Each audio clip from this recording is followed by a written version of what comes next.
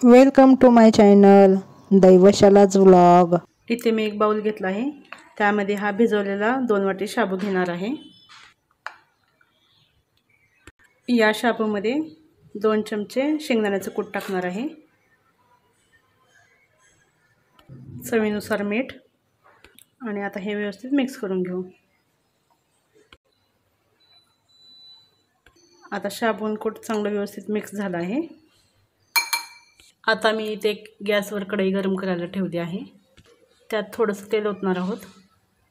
तेल गरम झालं की त्यात जिरे टाका, हिरवी मिरची, बटाट्याचे काप, रताळ्याचे काप।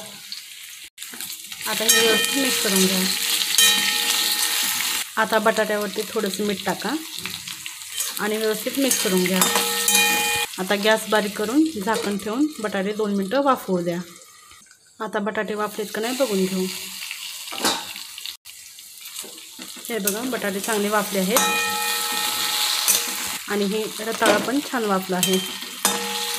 आता यात आपण शाबू आणि शेंगदाण्याचं कूट लावलेलं मिश्रण टाकू आणि आता व्यवस्थित मिक्स करून घेऊ।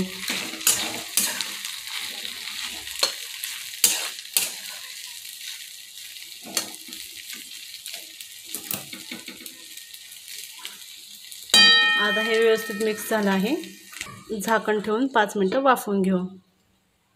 आता शाबू वाफलाय का नाही बघून घेऊ। चांगलं व्यवस्थित मिक्स करून घेऊ।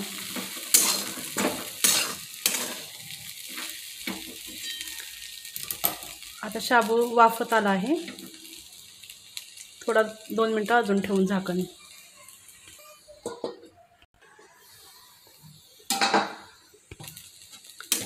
आता हे बघा, आपली खिचडी तयार झाली आहे। शाबू पण छान शिजला आहे। आता या खिचडीवर थोडीशी साखर टाकू आणि मिक्स करून घेऊ।